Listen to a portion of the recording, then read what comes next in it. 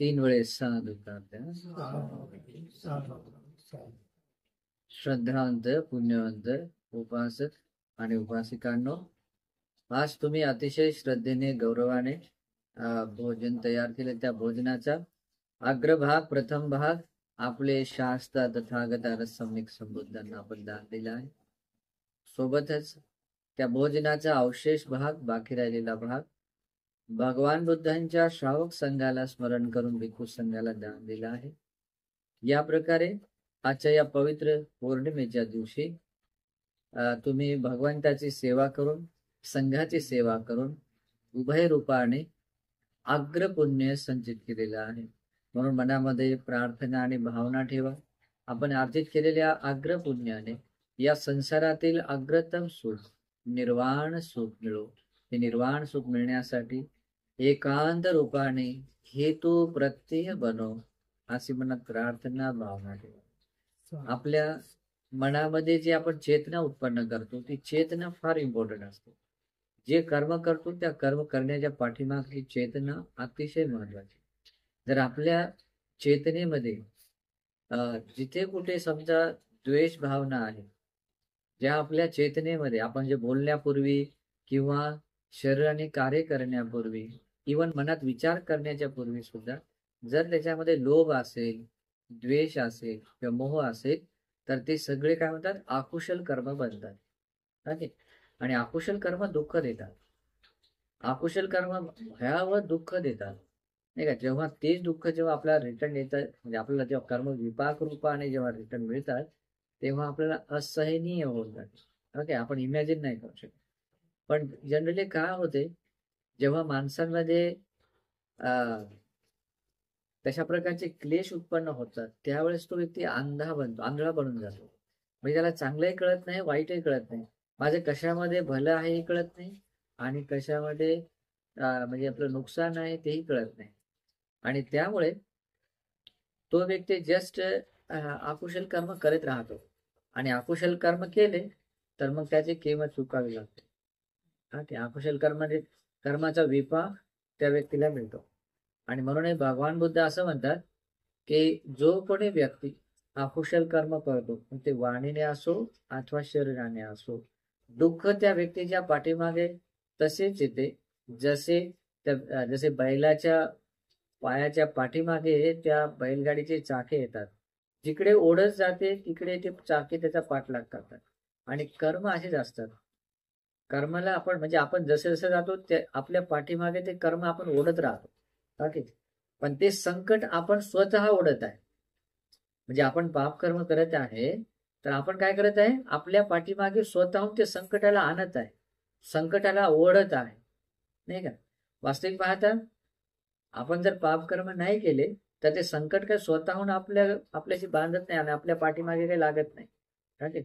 जेव्हा माणूस वाणीने पाप कर्म करते, शरीराने पाप कर्म करते, तेव्हा काय करतो, स्वतःशी एक फार मोठं संकट म्हणजे दुःख, पीडा, भय, परेशानी सगळं देणार एक संकट आपल्याशी असं बांधतो, आणि ते मग आपला पाठलाग करते. आणि ते पाठलाग असा करते, आपण जिथं जिथं जाणार तिथं तिथं ते फळ देत राहते, नाही का. परंतु आता हे झालं पाप कर्माच्या बाबतीत. पण आता कोणी कोणी असं विचार करू शकते की पाप कर्म माणूस जे काही करतो त्याला सगळेच्या सगळे जशाच तसेच फळ त्याला भेटतात, असं जर म्हटलं असतं तर भगवान बुद्ध म्हणतात की या संसारामधून कोणीच मग मुक्त झालं नसतं. ओके. जर कर्मसंस्कार असे असते की जेवढेही आपण संचित केले ते सगळेच्या सगळेच फळ दिले असते, नाही का, तर मग आपल्याला कधीच आपण मुक्त झालो नसतो. काही संस्कार हे आहोशी टाईप पण असतात. म्हणजे ते एक कर्म असते, दुसऱ्या कर्माने ते झाकले जातात, नाही का.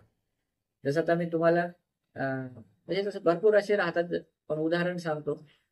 जसं की पावसाळ्याच्या सुरुवातीला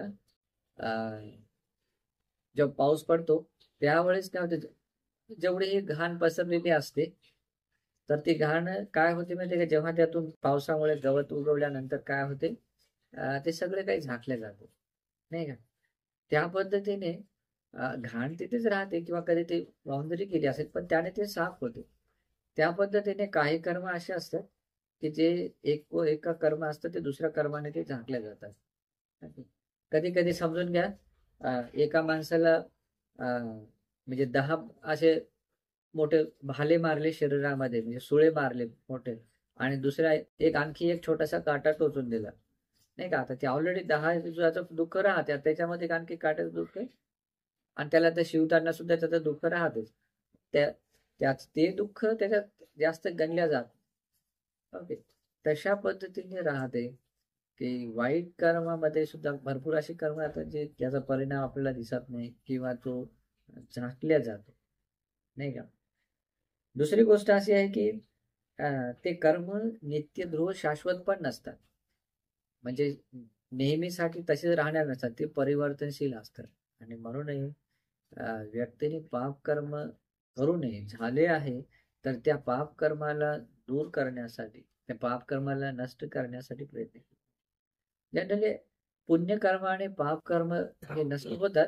म्हणजे आपण जर पुण्यकर्म खूप केलं, म्हणजे दान देऊन, शीलाचं पालन करून, त्यानंतर ध्यान भावना करून, आपण भगवंताची वंदना पूजा करून, भगवंताचं अनुस्मरण करून, श्रद्धा मात्र जरी उत्पन्न केले तरी खूप पुण्य मिळते, भगवान बुद्ध म्हणतात.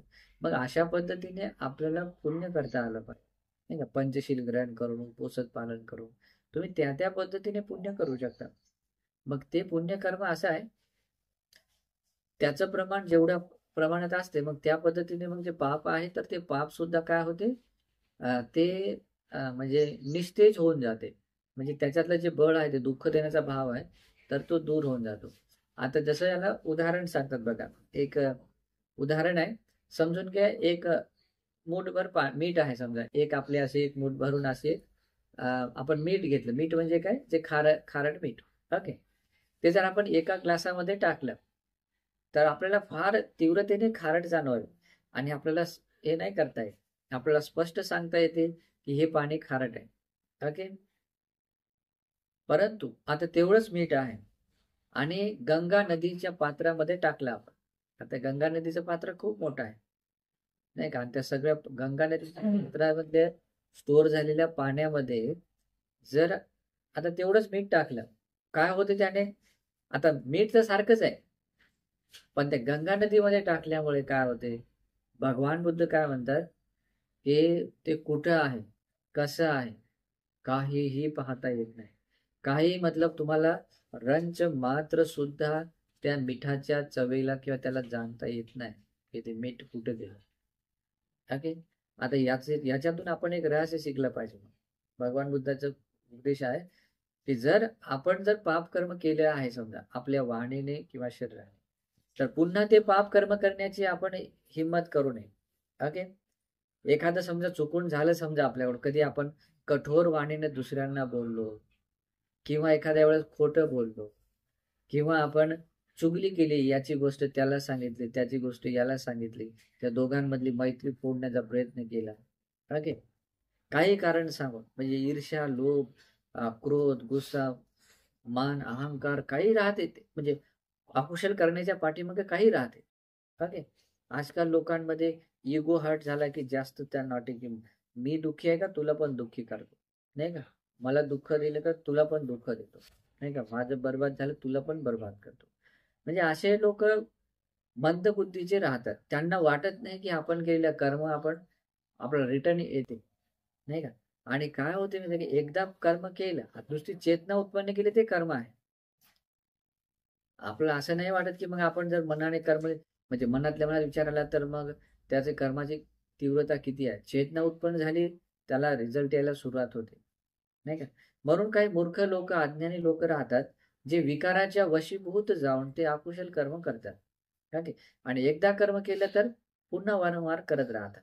ओके, कारण ते अज्ञान, म्हणजे मोह त्यांचे मूर्छित होऊन जातात. क्रोधाने मूर्छित, लोभाने मूर्छित होऊन जातात, म्हणजे स्मृती त्यांची भ्रष्ट होऊन जाते. पण भगवान बुद्ध म्हणतात की एखादा कोणी पाप कर्म केला आहे तर त्या व्यक्तीने पाप कर्म पुन्हा करू नये. आणि जो व्यक्ती पाप कर्म, समजा एखादं त्याच्याकडून झालं आहे आणि त्याला त्याची जाणीव आहे, तर आणि जाणीव ठेवून काय करतो, स्वतःला संवर करतो. कसं संवर करतो की अरे माझ्याकडून हे अकुशल झालेलं आहे, माझ्याकडून हे पाप कर्म झालेलं आहे, तर या क्षणात मी याला अकुशलाच्या रूपानेच मी स्वीकार करतो आणि या क्षणापासून मी अकुशल कर्म होऊ देणार नाही, अकुशल कर्म करणार नाही. आणि असं स्वतःला मी संवर करतो. ते अकुशल कर्म करण्यापासून मी स्वतःला दूर ठेवतो.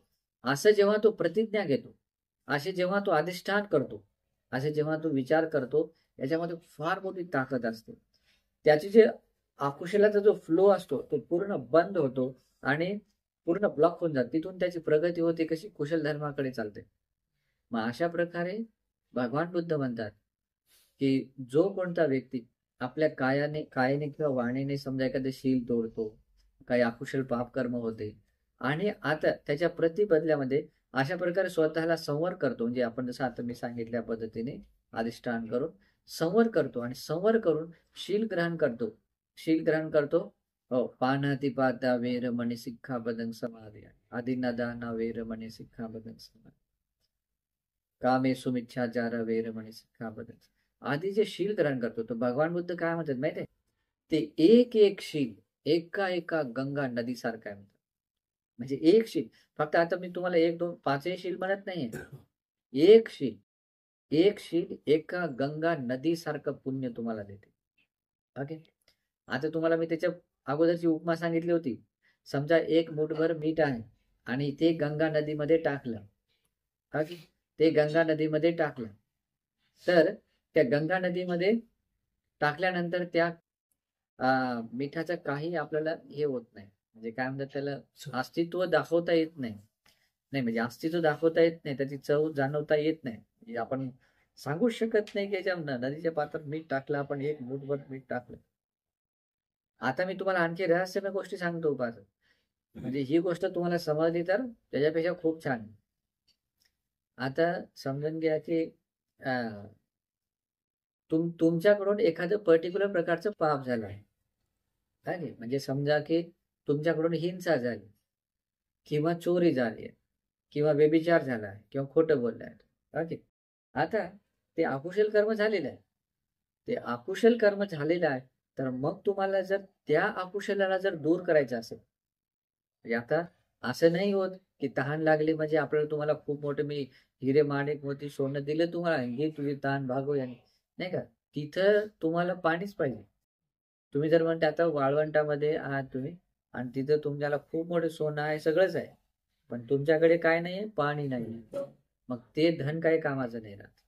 ओके. मग ते धनाची भूमिका ते तुमचे तहान भागवत नाही.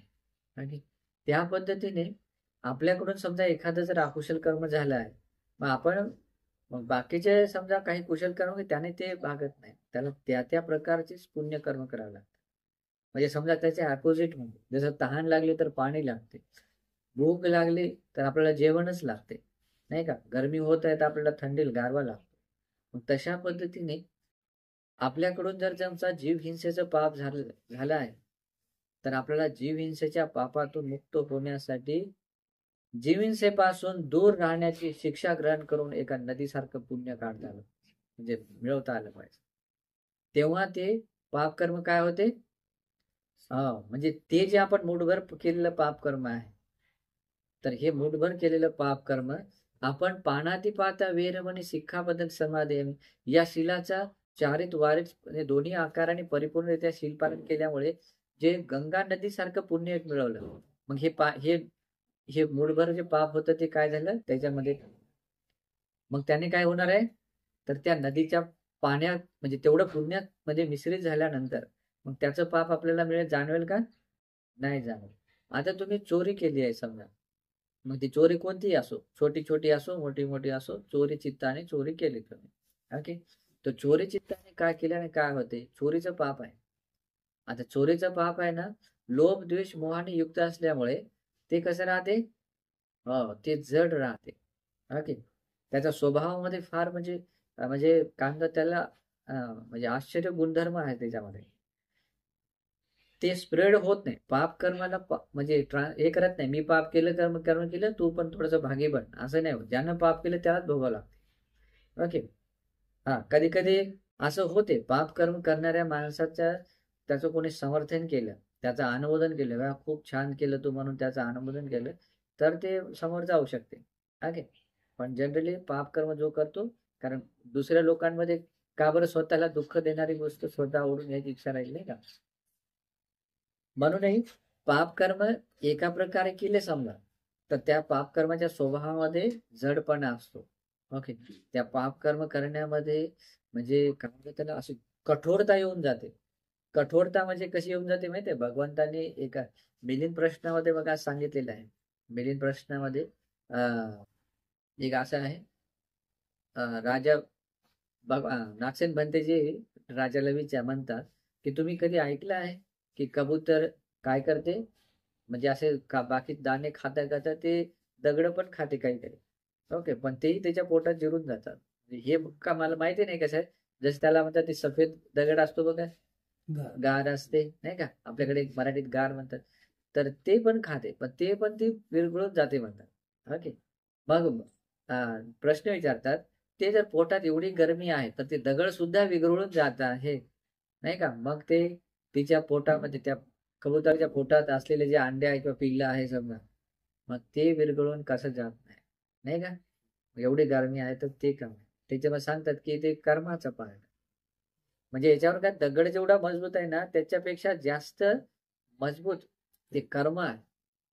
आता मग त्याच पद्धतीने आता हे उदाहरण जसं दिलं ना त्याच्याच पद्धतीने निरय लोकांच्या मध्ये जी अग्नी आहे, आवेची नरकामध्ये जी अग्नी आहे, त्या अग्नीमध्ये आपल्या एवढ्या नागपूर शहरा एवढा जर एवढा मोठा सुविशाल दगड त्या नरक अग्नी टाकला ना, तो नरक अग्नी टाकल्यानंतर तो दगड असा भस्म होण्यासाठी नाही का काही वेळ लागत नाही, एवढी तेज अग्नी राहते. एवढी तेज अग्नी आहे, एवढा मोठा सुविशाल दगड सुद्धा भस्म होऊन जाऊ शकतो. परंतु त्याच नरकाच्या अग्नीमध्ये जेव्हा एखादा प्राणी पडतो, त्याच नरक अग्नीमध्ये जेव्हा प्राणी पडतो तर म्हणजे जन्म घेतो तिथे, तर तिथे मात्र तो लवकर भस्म होत नाही. तो 10 वर्षे का 100 वर्षे नाही का 1000 वर्षे नाही, लाख वर्ष नाही, कधी कधी करोडो वर्षापर्यंत त्या नावीचे नसतात भयावह दुःख झेलत राहतो. समजा माणूस 2 दिवस 3 दिवस सहन करेल, 2 दिवस कशा त्याला 5 मिनिटं आपल्याला सहन नाही होत, पण समजा जस्ट ठीक आहे आपण ऍडजस्टमेंट करत करत दुःख भोगत 10 दिवस करू, पण समोर करोड वर्ष म्हटलं तर. म्हणून एक दुःखाची ज्या माणसाला भीती वाटते, दुःख ज्या माणसाला नकोसं वाटते, मग त्या व्यक्तीने काय केलं पाहिजे, त्या व्यक्तीने पुण्य केलं पाहिजे, पाप कर्म करण्याची भीती वाटली पाहिजे. आणि असाच स्वभाव राहतो ज्या माणसाला दुःख अप्रिय वाटते नाही का, तो माणूस पाप कर्म करत नाही का, नादांमध्ये बनून अडाणी बनून होईल तेव्हा बघून घेऊ असं म्हणून नाही का, मूर्खासारखं तो व्यक्तीने तो विचार करत नाही. पण जनरली मूर्ख लोक मूर्खासारखाच विचार करतात. मूर्ख व्यक्ती शहाण्या माणसासारखं कोणी विचार करेल याची गॅरंटी नाही राहत. आणि म्हणूनही भगवान बुद्ध काय म्हणतात की मूर्ख लोक हे वारंवार पाप कर्म करतात. आणि मूर्ख लोक पाप कर्म कशी करतात माहितीये, भगवंतांनी त्याला उपमा दिली. जसा माणूस मध असतो, मध म्हणजे मोहळाचा मध नाही का, मधु असतो शहद, तर त्या शहदाला जसा चाकताना आनंद घेतो तशा पद्धतीने मूर्ख लोक पाप कर्म आनंदाने करतात. ओके, आणि मूर्ख लोक जेव्हा आनंदाने पाप कर्म करतात पण त्याच परिणाम स्वरूप जेव्हा दुःख भोगतात तर दुःख कुठलं भोगतात, आवीची नरका लोकांमध्ये जातात. ओके, आवीची एकच निरे लोक नाही आहे, ते नरक लोक खूप सारे लोक आहेत. एकाच निरे लोकाचे असे शेकडो त्यांचे पाठ आहेत. बाकी मग प्रेत लोक वेगळा आहे, तिरछान प्राणी वेगळा आहे, आसुर लोक वेगळा आहे. म्हणजे सगळं काही पाप कर्माच्या परिणाम स्वरूप मिळते नाही का. आणि मूर्ख लोक कसे करतात नाही का. म्हणून ज्या माणसाला दुःखाची भीती वाटते, ज्या माणसाला दुःख नकोस वाटते, त्याने पाप कर्म करू. पण ज्या प्रकारचं पाप कर्म जो कोणी करतो तर भगवान बुद्ध काय म्हणतात, हो म्हणजे समजा त्याने जीव हिंसेचं पाप कर्म केलं आहे तर त्या पद्धतीने स्वतःला संयमित, जसं आता स्वतःला संवर करण्यासाठी कसं करायला लागते की जसं की सगळ्यात अगोदर ऍक्सेप्ट करायला लागते की हा माझ्या काया किंवा वाचा किंवा मनाद्वारा ज्या या प्रकारचं अकुशल झालं, जे मला म्हणजे प्रमादामध्ये राहून ते अकुशल झालं, तर हे याला अकुशल रूपात मी स्वीकार करतो आणि या क्षणापासून मी असं अकुशल करणार नाही असं आणि करणार नाही असं मी स्वतःला संवर करतो, संयमित करतो. आणि संयमित केल्यानंतर मग कसं त्या एक शील ग्रहण करतो नाही का. जसं की आता पहिलं शील वेरमणी शिक्षापद समाज आहे, तर या पद्धतीने तो शिक्षापद ग्रहण करतो. तर अशा पद्धतीने काय होते, जीवहिंसेचं केलेलं पाप कर्म, जीवहिंसेपासून दूर राहण्याचं जे शीलामध्ये प्रतिष्ठित झाल्यामुळे एक गंगासारखं पाणी उत्पन्न करतो. आणि हे जे त्याने जीवहिंसा करून जे पाप मुठभरच मिठासारखं पाप केलं होतं, ते एका गंगा नदीत टाकल्यासारखं ते पाप काय होते, विरघळून जाते. मग ही संधी आहे हे समजून आपण जास्त पाप कर्म करू नये. ओके, मला समजते म्हणून जास्त पाप करू नये. तर आपण शहाण्या माणसासारखं समजून पाप कर्म करण्यात दूर राहिलं पाहिजे. त्याच्यानंतर चोरी करण्याचं पाप आहे, जे आपलं एक मुठभर मिठासारखं आहे. मिठासारखं आहे ते जर तुमच्याकडे पुण्य नसेल तर एका ग्लासामध्ये जसं आपण पाणी म्हणजे टाकलं किंवा साधं ते मीठ जसं आहे तसंच खायला दिलं तर खाऊ शकते का माणूस? नाही, फार खायला आहे ना. तसं तीव्रतेने दुःख भोगते माणूस. जर पुण्य काहीच नाही आहे, फक्त पापच आहे, भयावह दुःख भोगते. तो आवीची नरकात जातो, नंतर प्रेत लोकात येतो, तिरशान लोकात येतो. असं करता करता मनुष्य लोकात येतो. मनुष्य लोकातही भयानक दुःख भोगतो. आणि पुन्हा पाप कर्म करण्याचा स्वभाव असल्यामुळे पुन्हा पुन्हा तेच पाप कर्म करतो. एकदा पाप कर्म करून साऱ्या नरकाची पूर्ण हवा खेळून आलेला असतो, पूर्ण दुःख भोगून आलेला असतो. आणि नंतर काय होते, तेच स्वभाव उत्पन्न होते. तशाच प्रकारचा क्रोध, तशाच प्रकारचा मान अहंकार, तशाच प्रकारची ईर्ष्या, तशाच प्रकारचा मात्सरी, नाही का, तशाच प्रकारचा द्वेष राहतो, तशाच प्रकारची वासना. आणि त्यामुळे काय होते, माणूस तशाच प्रकारचे पाप कर्म करतो आणि पाप कर्म करून पुन्हा तिकडेच जातो. म्हणून भगवान बुद्धांनी काय म्हटलं माहितीये का, पापी व्यक्ती काय करतात, निरय लोकांना आपलं स्वतःचं घर समजून घेतात नाही, घर बनवतात. म्हणजे इकडे तिकडे थोडस फिरवत येतो. म्हणजे जसं आता आपण या भारतात कुठेतरी फिरायला गेलो, पण आपल्या घरी आपण वापस येतो, नाही का. आपलं घर आपण चुकत नाही, बरोबर वापस येतो. तशा पद्धतीने मूर्ख लोक काय करतात, हो, निरय लोकांनाच आपलं घर बनवून जातात. निरय लोकांना आपलं घर बनवून टाकतात. म्हणजे इकडे तिकडे थोडं जन्म घेऊन पुन्हा तिथेच जातात, थोडंसं इकडे तिकडे जाऊन पुन्हा तिथेच जातात, नाही का. कशामुळे माहिती आहे, संस्कार असतात. म्हणून भगवान बुद्ध पण म्हणतात, यांनी आताच हे पाप केलं नाही, याने अगोदरही असंच केलं. बघा, देवदत्ताच्या बाबतीमध्ये काय होतं, देवदत्ताने भगवान बुद्धांना मारण्याचा किती प्रयत्न केला. भगवान बुद्ध म्हणतात त्याने आताच मारण्याचा प्रयत्न नाही केला, अगोदर पण केला. त्याने अगोदरही केला, पण त्याने अगोदरही केल्यामुळे काय केलं, त्याच पाप कर्म करण्याने तो दुर्गती नरक लोकात गेलेला आहे, नाही का. त्या पाप कर्म केल्याने तो व्यक्ती दुर्गती नरक लोकात गेलेला आहे. आणि त्याने आता तोच स्वभाव ज्या कर्माने त्याने शेकडो याला हजारो वर्षापर्यंत निरे लोक त्याने दुःख भोगलं, तो स्वभाव त्याला पुन्हा उत्पन्न झाला. त्याला थोडी तरी जाणीव होती की मी पुन्हा जे अगोदर ज्या कर्माने मी पाप कर्म करून निरे लोकात एवढं दुःख भोगलं, तेच पाप कर्म मी आता परत करत आहे. त्याला जाणीव नव्हती, पण भगवान बुद्ध जाणत होते. भगवान बुद्धांनी म्हटलं, काय म्हटलं, अरे हे याने आताच करत नाही, त्याने अगोदर पण केलं, नाही का. त्याने आताच केले नाही, हे अगोदर पण असाच होता. आता याच्यामध्ये रहस्य काय माहिती आहे, रहस्य असं आहे की जो पाप कर्म करण्याचा स्वभाव आहे, अकुशल स्वभाव जो आहे, तो काय होतो, तो आता उत्पन्न झाला, कर्म केलं संपला असं नाही. तो जेव्हा रिटर्न आपण फिरून मनुष्य राहतो ना, पुन्हा तो उत्पन्न होतो आणि पुन्हा पाप कर्म करून पुन्हा निरय लोकांचे. म्हणजे अशा पद्धतीने मूर्ख लोक काय करतात, निरय लोकांनाच आपलं घर बनवून जातात, नाही का. म्हणून बुद्ध म्हणतात की तुम्हाला जर या पापाला समाप्त करायचं असेल तर पाप कर्म कसं आहे, एक मुठभर असलेल्या मिठासारखं आहे. ओके, एक मुठभर असलेल्या मिठासारखं आहे पाप कर्म. आता याची उपमा लक्ष ठेव, फार इम्पॉर्टंट आहे. नाही समजली तर दुर्भाग्य माणसं. ओके, मुठभर मिठासारखं काय, पाप कर्म आहे. आणि त्या पापापासून दूर राहण्याचं जे शील आहे, त्या पाप कर्म करण्यापासून दूर राहण्याचं जे शील आहे, ते एक शील म्हणजे एक गंगा नदी आहे. म्हणून भगवंताने काय म्हटलं होतं माहित आहे, जो व्यक्ती पंचशील पालन करतो, आता बाकीचे सोडून द्या, नाही का. भिक्षू लोकांना फार विनय असतात, ते तर त्यांचं तर फार वेगळं शील राहतं, त्यांचं तर पुण्य फार भयानक, म्हणून त्याला आदि ब्रह्मचर्यशील म्हणतात, जे एकांतता 100% निर्वाणासाठी उपयुक्त बनणार शील. ओके, तर साधारण तुम्ही 5 शील पालन करता, भगवान काय म्हणतात माहित आहे, तुमच्या जीवनामध्ये पुण्याच्या 5 नद्या वाहतात, 5 गंगा नदी वाहते. एका गंगा नदीचं पाणी तुम्हाला मोजता येत नाही, आणि ते जर तुमच्या 5 गंगा नदीचं पाणी मोजण्यासारखं जर पुण्य तुमच्या जीवनात संचित झालं तर, नाही का. आणि म्हणून आता एका प्रकारचे एक मुठभर तुमच्याकडे पाप कर्म आहे, तर त्याला खतम करण्यासाठी एक गंगा नदी उत्पन्न केली पाहिजे. दुसरं शील आहे तर त्यात, आणि तुम्हाला ते सांगितलं की एक पाप कर्म आहे त्याला बिलकुल अपोजिट म्हणजे त्याचं कुशल कर्म करावे लागतं. जे पाप कर्म खतम करण्यासाठी, म्हणजे आपण पाप कर्म केलं आहे ते पाप कर्म दूर राहण्यासाठी किंवा ते खतम करण्यासाठी आपलं जे अपोजिट मधलं पुण्य कर्म करावं लागतं. मग तुम्ही समजा हिंसा केली आहे, मग ते तुम्ही मच्छर मारले का माशा मारले किंवा काय मारलं, ठीक आहे, हिंसा केली, तुम्ही चोरी केली, 1 रुपयात चोरी केली का तुम्ही तुमच्या घरातलीच कोणा माणसाची चोरी केली किंवा बाहेरची केली, व्यभिचार केला, नाही का, व्यभिचार म्हणजे काय, परस्त्री का परपुरुष गमन केलं आहे. त्याच्यानंतर खोटं बोललं, ते खोटं बोललं मजाक मध्ये बोललं असेल किंवा कसं बोललं, खोटं बोललं पाप कर्म आहे. आणि दारू नसलेली द्रव्य सेवन केलं हे पाप कर्म आहे. तर या पाप कर्माला आपल्याला कसं, या पाप कर्माला नष्ट करायचं आहे, हे आता मुठभर मिठासारखं आहे, त्याची तुम्हाला तीव्रता मिळणार आहे. पण तुम्हाला जर दुःख अप्रिय वाटत असेल, दुःखाची भीती वाटत असेल, तर मग एक पुण्याची गंगा तयार केली पाहिजे. आणि ती पुण्याची गंगा काय, त्याच्या अपोजिट मध्ये शील ग्रहण केलं, शीलात प्रतिष्ठित झालं पाहिजे.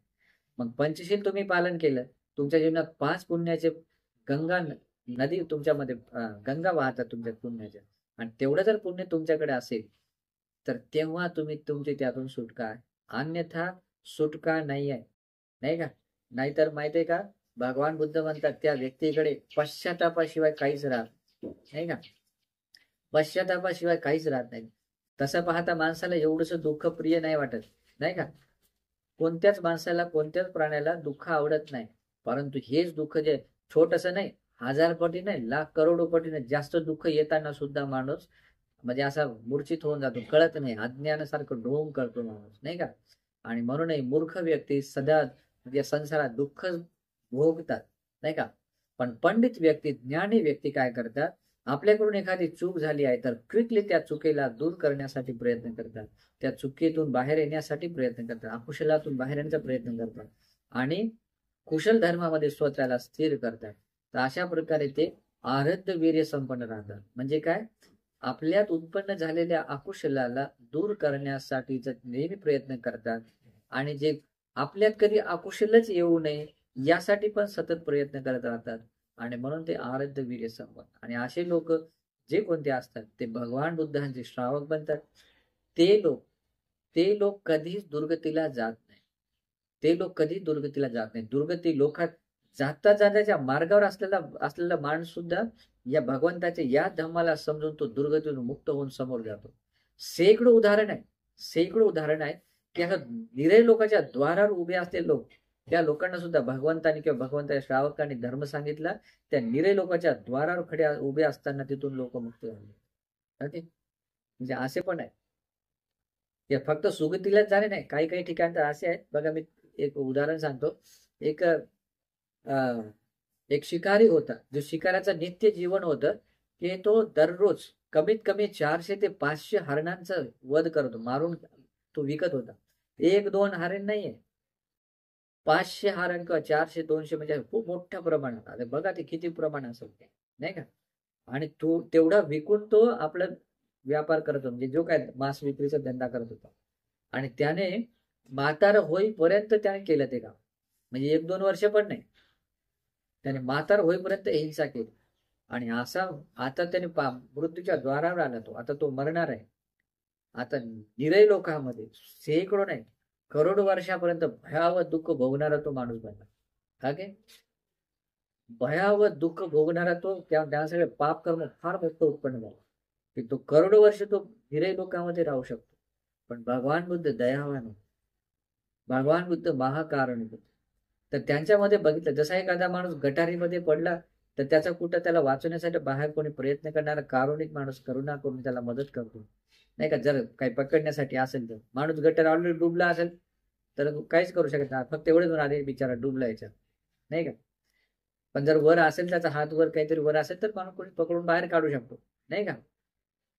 तर तशा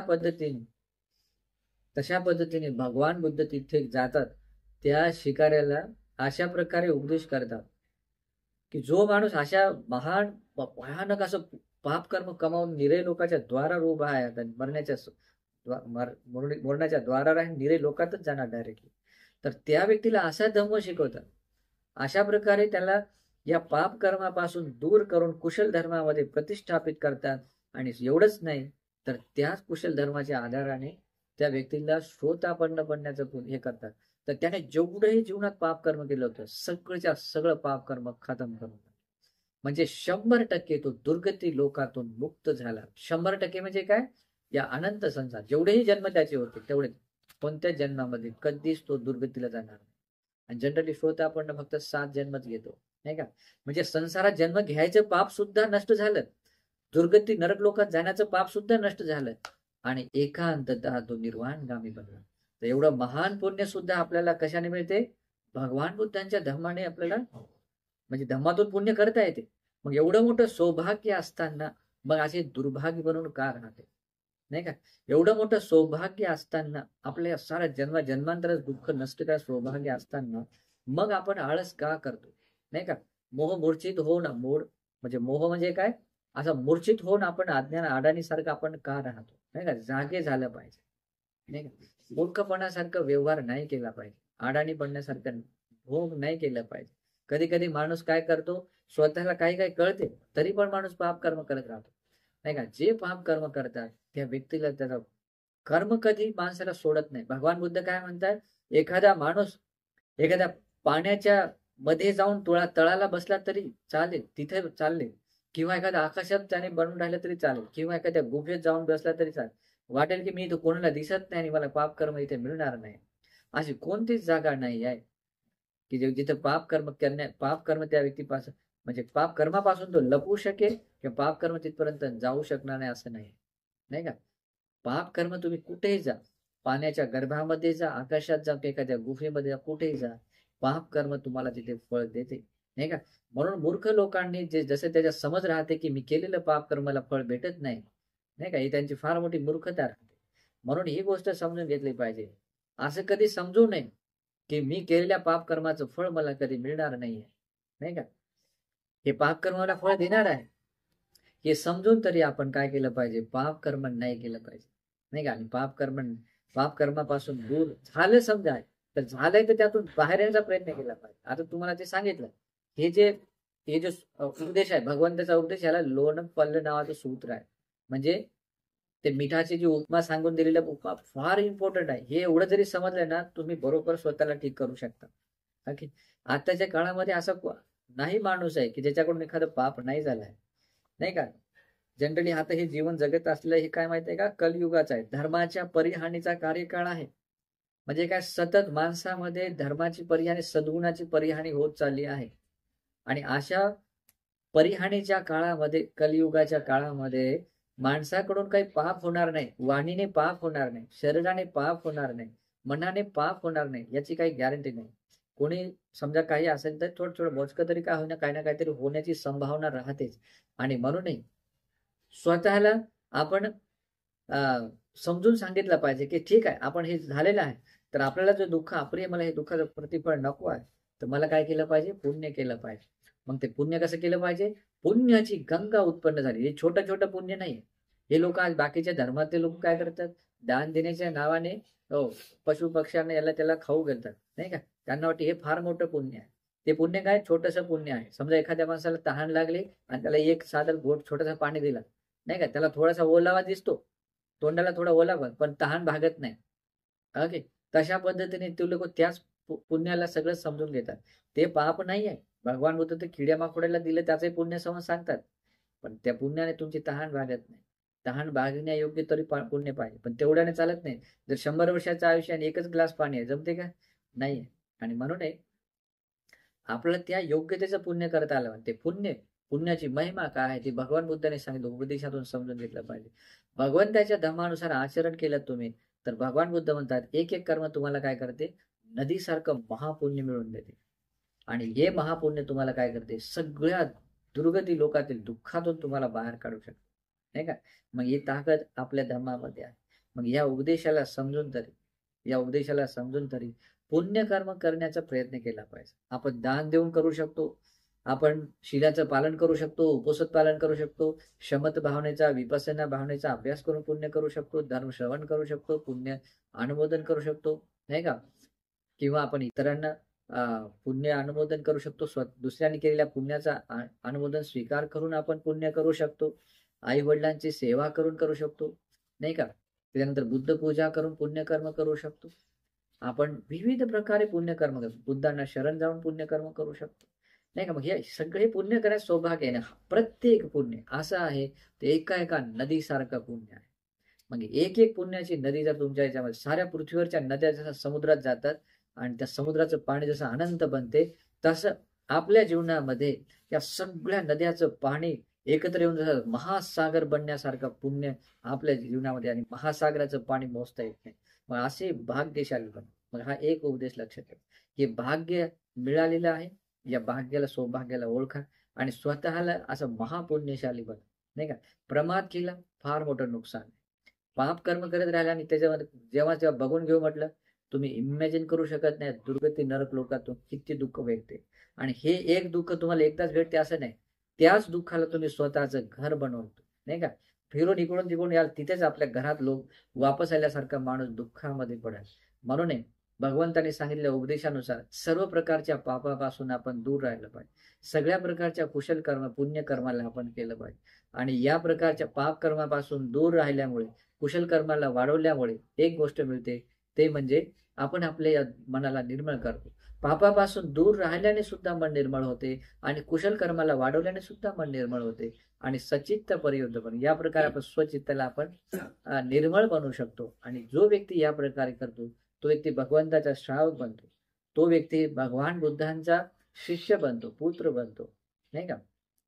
आणि तेव्हाच तो व्यक्ती आपला परमार्थ साध्य करतो. तर असे परमार्थ साध्य करण्यासाठी ही धर्मदेशना तुम्हाला एकांत रूपाने हेतू प्रत्यय बनवतो. या सद्भावनेने मंगल कामना करतो.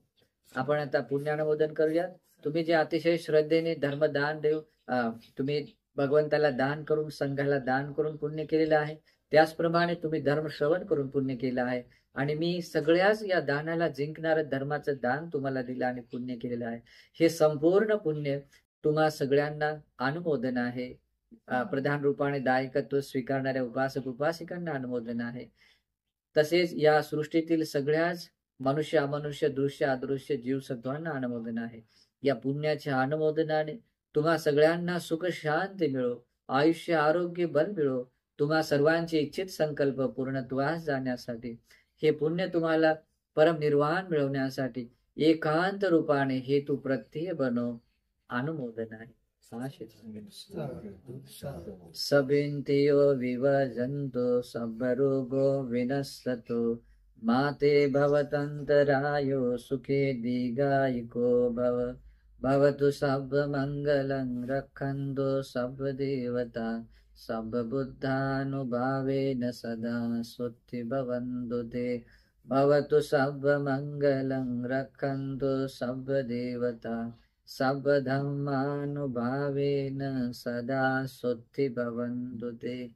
भवतु सर्वमंगलं रक्षन्तु सर्वदेवता सर्वसंगानुभावेन सदा स्वस्ति भवन्तु ते.